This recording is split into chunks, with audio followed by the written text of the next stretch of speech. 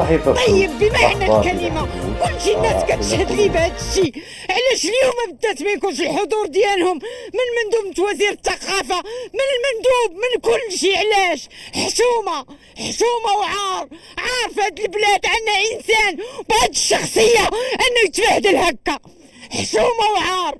الأصدقاء ديالو اكثر الاصدقاء ديالو، لا من الممثلين ولا من كل شيء، لا من كتاب ولا من كل شيء. علاش ما يحضروش اليوم بالذات في هذا النهار؟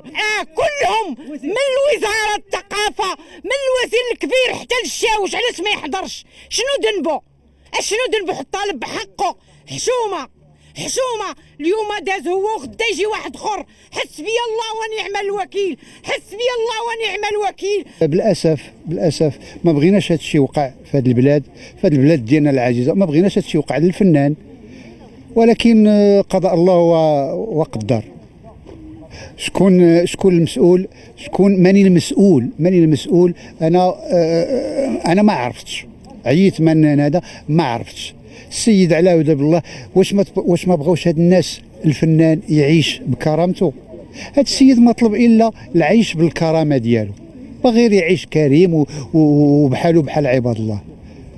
فبطبيعه الحال الشهور هو تيصيفط الرسائل للوزير، دار احتجاج في وزاره الثقافه، حتى جابها ل 27، جابها قد ما بغيناش. الله يرحمه رحمه الله عليه، ما بغيناش توصل لهذه الدرجه. ولكن انا كنسائل الان وكنسائل امامكم الاخوان، النوبه الجايه عند من؟ شكون؟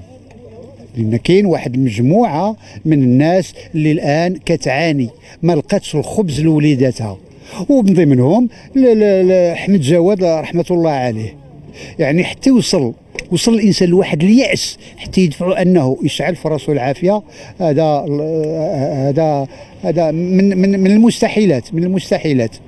واش غادي يمكن لي نقول؟ المسؤولين اللي كانوا السبب في هذه المساله راهم عارفين راسهم، وانا اكررها. في بلاد كتحترم الفنان وكتحترم المواطن ديالها، كيخص الوزير ديالها يقدم استقالته. فنان مسرحي يعني كان عنده حضور ديالو، وهو يعني توفاه الله في الظروف التي يعلمها الجميع، فنسأل الله له الرحمة والمغفرة والتواب. انتم وزارة الثقافة جيتوا بشكل رسمي هنايا ولا بشكل فردي؟ بشكل فردي وبشكل رسمي. كل نفس ذائقة الموت. اليوم انتقل الفنان المسرحي إلى رحمة الله،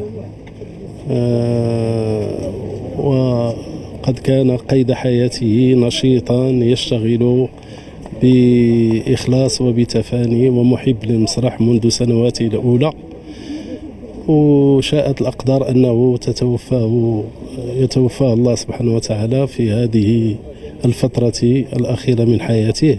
نسأل له إن شاء الله المغفرة والرحمة والرضوان، وإنا لله وإنا إليه راجعون. السلام عليكم. يعني اش غادي نقول في الاخ جواد الله يرحمه الله يوسع عليه، انا لله وانا اليه راجعون. التعازي ديالي للاسره ديالو الكبيره والاسره ديالو الصغيره والكل محبيه والكل اللي تعرفوه. فامام هذا المصاب الجلل ما كناش نتمنوا يوصل لهذه الحاله، ما كناش هذا، ولكن قدر الله وما شاء فعل.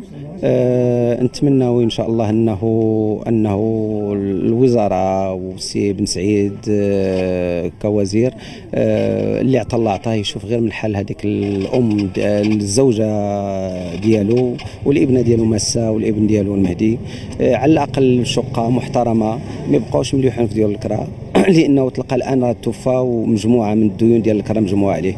فتنتمنوا اذا كانت شي فضل من الوزاره ومن الناس المسؤولين يكرموا هذا الانسان بعد موته، يكرموا غير بهذا الطلب اللي تنعتبروه بسيط، واحد الشقه متواضعه. انا تنقول الزوجه ديالو والابنه ديالو والابن ديالو.